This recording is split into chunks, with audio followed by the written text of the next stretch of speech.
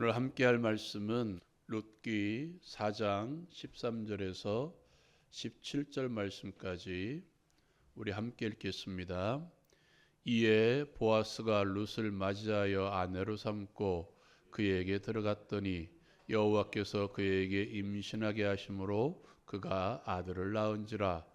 여인들이 나오미에게 이르되 찬송할지로다. 여호와께서 오늘 내게 기업 물을 자가 없게 하지 아니하셨도다. 이 아이의 이름이 이스라엘 중에 유명하게 되기를 원하노라.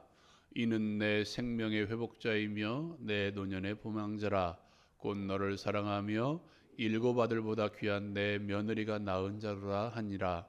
나오미가 아이를 받아 품에 품고 그의 양육자가 되니 그의 이웃 여인들이 그에게 이름을 지어주되 나오미에게 아들이 태어났다 하여 그의 이름을 오벳이라 하였는데 그는 다윗의 아버지인 이새의 아버지였더라.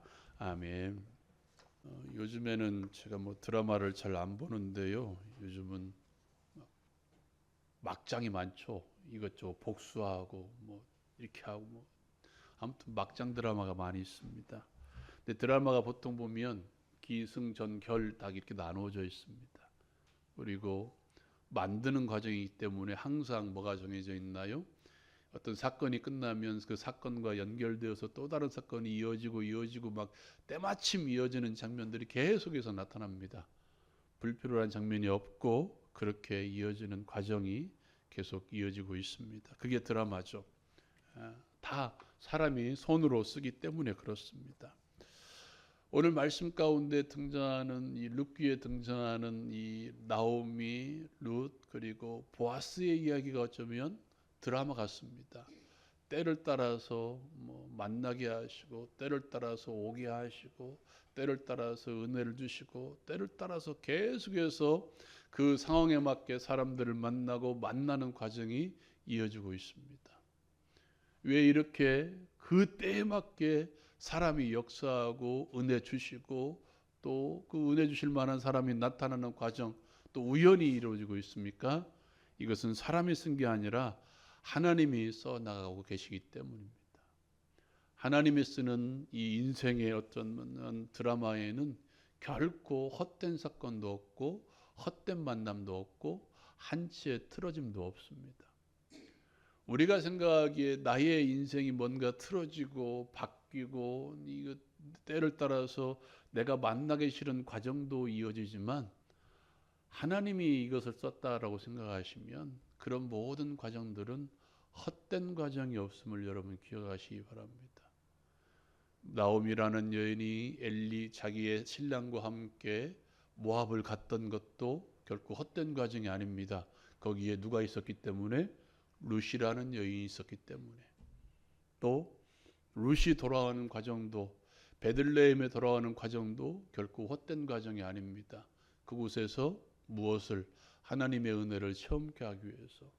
그리고 우연히 보아스의 밭에 들어간 것도 결코 헛된 과정이 아니죠. 그런 만남을 통해서 하나님은 이 룻이라는 또 나오미라는 보아스라는 이 인생의 드라마들을 계속해서 펼쳐나가고 있습니다. 결론적으로 그 인생의 드라마의 마지막 장면이 누구입니까? 이것은 성경을 찾아봅시다. 4장 22절 같이 읽겠습니다. 시작. 오벳은 이새를 낳고 이새는 다윗을 낳았더라. 누구? 다윗이라는 이 드라마의 완성, 아니면 먼 훗날의 완성이 있지만 그 당시에 다윗이라는 이 드라마를 완성하기 위해서 이런 만남들, 사건들을 어우러 나갔던 것입니다. 우리가 지난주에 우리가 함께 살펴본 말씀 마지막 구절 이것이죠.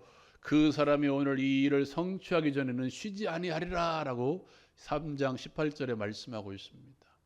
4장은 이 보아스가 이 일을 성취하기 위해서 쉬지 않고 일을 만들어내는 과정을 보여주고 있습니다. 그게 4장 전체의 내용이죠. 그 4장 전체의 내용 가운데 하나의 출발이 무엇이냐면 보아스가 성문에 앉아가서 거기 올라가 앉아 있습니다. 그냥 앉아 있습니까? 누구를 만나기 위해서? 나보다 앞선 기업 물을 자를 만나기 위해서. 그리고 만납니다. 그리고 그에게 말합니다. 한번 읽어볼까요? 3절 말씀. 3절 말씀 4절까지 한번 읽어봅시다. 시작. 보아스가 그 기업 물을 자에게 이르되 모압 지방에서 돌아온 나오미가 우리 형제 엘리멜렉의 소유지를 팔려 함으로 내가 여기 앉은 이들과 내 백성의 장로들 앞에서 그것을 사라고 내게 말하여 알게 하려 하였노라. 만일 내가 물으려면 물으려니와 만일 내가 물으지 아니하려거든 내게 고하여 알게 하라. 내 다음은 나요 그 외에 물을 자가 없느니라 하니 그가 이르되 내가 물으리라 하는지라. 아멘. 이제 기업 물게 하려고 출발합니다. 자보다 앞선 사람에게 묻습니다. 야, 엘리멜렉이 자기네 소유지를 팔려고 이렇게 기업 물으려고 한다라고 이야기하죠. 이 사람이 말합니다. 내가 기업을 물으겠다. 5절 말씀도 한번 읽어볼까요? 5절 말씀 같이 읽겠습니다. 시작. 보아스가 이르되 내가 나오미의 손에서 그 밭을 사는 날에 곧 죽은 자의 아내 모압 여인 르색에서 사서 그 죽은 자의 기업을 그의 이름으로 세워야 할지니라 하니. 아멘. 여러분, 이것은 잠깐 설명을 드리겠습니다. 이스라엘 백성들이 기업을 물으는 방법은 두 가지입니다. 제가 지난번에 말씀드렸죠. 이스라엘 백성들이 기업을 물으려고 하는 이유는 그것이 상징이기 때문이죠. 하나님의 백성이라는 상징입니다. 가나안 땅에 기업을 가지고 있음으로써 나는 하나님의 백성이다라는 상징과도 같은 것이 기업이죠. 그 기업을 물러서 후손에게 이어지게 하는 책임이 사람들에게 있습니다. 이스라엘 백성들에게 기업을 물으는 방법이 두 가지입니다. 땅을 팔아버린 경우에는 이 땅을 사서 본래 주인에게 돌려주는 것. 또 하나의 방법이 뭐냐면 이 나옴이라는 이 여인처럼 남편도 죽었잖아요. 그리고 누구도 죽었어요. 두 아들도 죽었어요. 기업은 누구에게 물려주냐면 여자에게 물려지는 것이 아니라 남자에게 물려졌어요. 그럼 기업 물을 만한 사람들이 없잖아요. 이럴 때에는 이 미망인을 위해서 그 기업을 삽니다. 남자가 가장 가까운 기업 물을 자가 기업을 사서 이 미망인이 사는 날 동안 계속해서 그 기업을 통해서 먹게 합니다. 그리고 미망인이 죽으면 그 기업이 누구에게? 기업 물을 자에게 돌아오는 거예요. 이렇게 기업을 물습니다. 근데 오늘 말씀에 보니까 이렇게 이야기합니다. 나오미가 아니라 누가 있었던 거예요? 룻이 있었던 거예요. 나오미는 늙었기 때문에 그것을 사서 그 여인에게 줄지라도 나오미가 얼마 있다 죽으면 누구에게 돌아와요? 자신에게 돌아오겠죠. 근데 누가 있었어요? 젊은 룻이 있었어요. 자기보다 젊은 룻이 있었습니다. 그러면 자기가 죽는 것이 빠를까요? 룻이 죽는 것이 빠를까요? 자기가 먼저 죽으니까 아무리 해도 그 기업은 자기에게 돌아올까요? 안 돌아올까요? 안 돌아오게 되어 있습니다. 이것을 지금 4절에서 보아스가 그 사람에게 말하는 거예요. 그랬더니 뭐라고 이야기합니까? 6절에 이렇게 이야기합니다. 같이 한번 읽어볼까요? 시작. 그 기업 물을 자가 이르되 나는 내 기업에 손해가 있을까 하여 나를 위하여 물으지 못하니 내가 물을 것을 네가 물으라. 나는 물으지 못하겠노라 하는지라. 이 일을 통해서 내가 대신 사서 나중에 내 소유로 되면 나에게 소유가 없겠지만 내가 먼저 죽을 거 뻔한데 어떻게 그 기업을 물려줄 수 있겠느냐. 나는 손해보지 않겠다. 그리고 네가 그 일을 감당해라 라고 이야기합니다. 7절 같이 한번 읽어볼까요? 시작. 애적 이스라엘 중에는 모든 것을 물으거나 교환하는 일을 확정하기 위하여 사람이 그 신을 벗어 그 이웃에게 주더니 이것이 이스라엘 중에 증명하는 전례가 된지라. 아멘. 이런 얘기죠. 먼저 기업 물을 자가 나는 하지 않겠다 하면 내 신을 벗어 그 사람에게 주는 거예요. 그 이웃에게 전하면 그 사람이 기업 물을 자가 되는 것입니다. 오늘 말씀 가운데는 등장하지 않지만 또 한 번의 행위가 있습니다. 침을 뱉는 행위입니다. 그 기업 물을 자를 앉지 않겠다는 사람에게 그 신에 침을 뱉든지 사람에게 침을 뱉든지 침을 뱉습니다. 왜 뱉었냐면 너는 왜 이것을 하지 않냐는 거예요. 이 기업 물을 자의 정신을 통해서 네가 다른 사람에게 은혜를 베푸는 게 하나님의 마음인데 왜 이것을 모르고 왜 이것을 안 하고 너 넘기느냐? 너는 사랑이 없는 사람이다. 너는 인애가 없는 사람이다. 너는 하나님의 사랑을 받다 마땅하지 않는 사람이다. 더 나아가 네가 하나님의 사랑을 한다면 기업을 물러야 되는데 너 이 행위를 하지 않느냐? 너는 하나님의 사랑을 받을 만한 자격이 없는 사람이다 하는 어떤 행위로 신을 벗고 침을 뱉었다고 합니다. 하나님의 사랑을 나누지 못한 자들에 대한 이스라엘 백성들의 태도였죠. 하나님의 사랑을 나누지 못한 사람들, 하나님의 마음으로 사랑을 베풀지 않는 사람에 대한 이스라엘 백성들의 태도였습니다. 여러분, 우리도 마찬가지죠. 우리가 이런 기업 물을 자라는 제도를 통해서 그 제도를 이어받을 수는 없죠. 그러나 그 제도 가운데 담겨진 하나님의 마음은 알아야 됩니다. 기업 물을 자라는 제도를 통해서 대신 사서 그 후손을 이어가게 함으로써 하나님의 사랑을 전하고자 하는 하나님의 마음, 그 마음 가운데 담겨진 그 의미가 무엇입니까? 약한 자를 외면하지 말라. 내 주변에 있는 약한 자들을 외면하지 말라. 나에게 손해가 있다 할지라도 그 일을 기꺼이 뭐하라? 감당하라. 내가 너희를 이렇게 구원해 주었다. 그렇죠. 하나님이 종되었던 애굽 땅에서 이스라엘 백성들을 인도해내기 위해서 얼마나 많은 능력을 쏟아 부었습니까?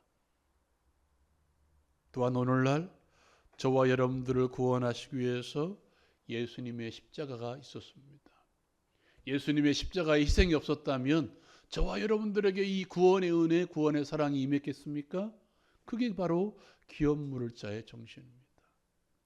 주님 오늘날 우리에게 이렇게 이야기합니다. 너희가 1만 달란트라는 죄의 용서를 받았느냐? 그러면 100데나리온 빚진 자를 용서하라고 이야기합니다. 우리식으로 표현할까요? 너희가 몇 억이나 되는 빚을 청산받았느냐? 그러면 너에게 100만 원 빚진 자의 빚을 탕감해 줄 줄 알라라고 말씀하고 있는 거예요. 이게 기업 물을 자의 정신입니다. 이게 예수님의 마음입니다. 이것이 교회가 그리고 우리 그리스도인들이 이루어야 될 태도이죠.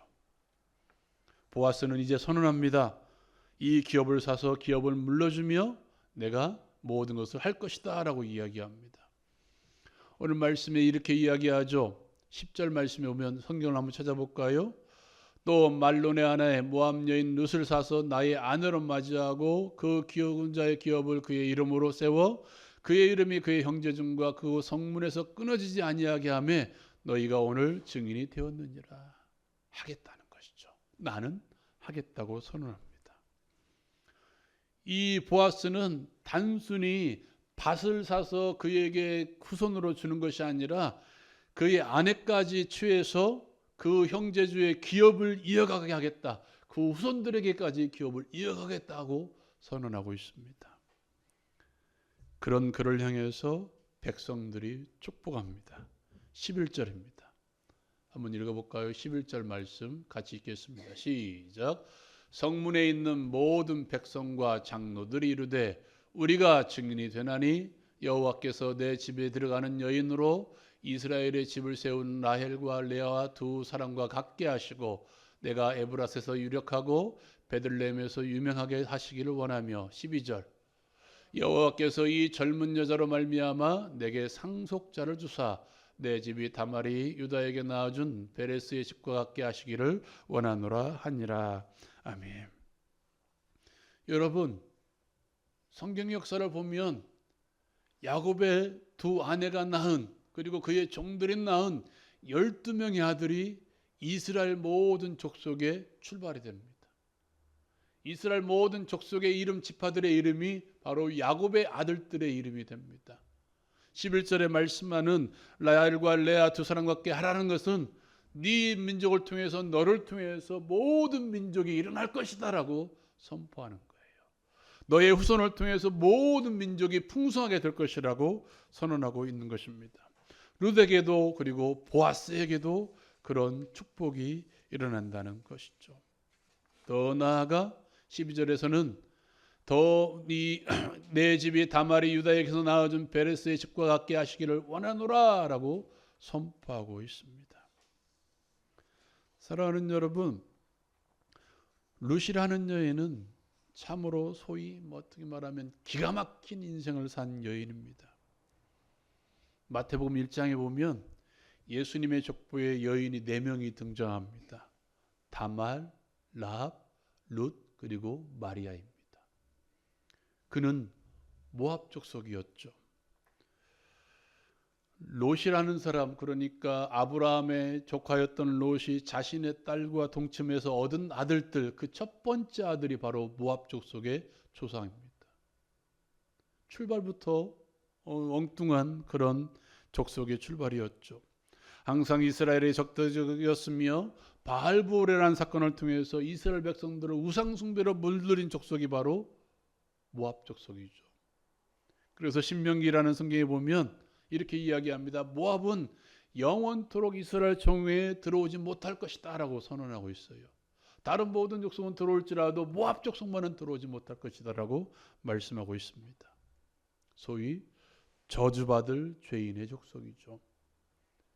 그런데 룻은 자신의 신 그모스를 버립니다. 자신의 민족을 버립니다. 나오미를 섬기기 위해서.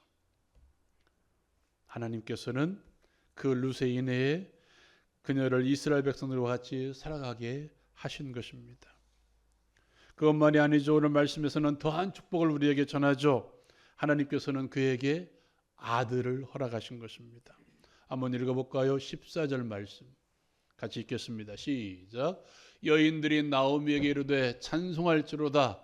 여호와께서 오늘 내게 기업 물을 자가 없게 하지 아니하셨도다. 이 아이의 이름이 이스라엘 중에 유명하게 되기를 원하노라. 아멘. 15절도 보겠습니다. 15절 말씀 시작. 이는 내 생명의 회복자이며 내 노년의 봉양자라. 곧 너를 사랑하며 7 아들보다 귀한 내 며느리가 낳은 자로다 하니라. 아멘.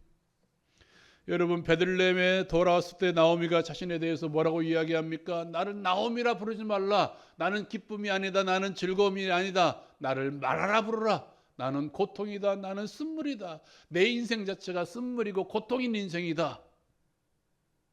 근데 오늘 말씀에 뭐라고 이야기합니까? 생명의 봉양자를 얻습니다. 생명의 회복자를 얻습니다. 노년의 봉양자를 얻습니다. 그리고 여인들이, 그 이웃의 여인들이 그 아이의 이름을 지어줍니다. 그게 17절이죠. 그 이웃들이 이렇게 이야기합니다. 같이 한번 읽어볼까요? 그의 이웃 여인들이 그에게 이름을 지어주되 나오미에게 아들이 태어났다 하여 그의 이름을 오벳이라 하였는데 그는 다윗의 아버지인 이새의 아버지였더라. 보통 자녀를 낳으면 누가 이름을 지어주나요? 자기가 짓든지 할머니가 짓든지 할아버지가 짓잖아요. 근데 그의 이웃 여인들이 지어줍니다. 함께 이 기쁨을 동참하고 싶은 거예요. 그리고 그의 이름을 오벳이라고 짓습니다.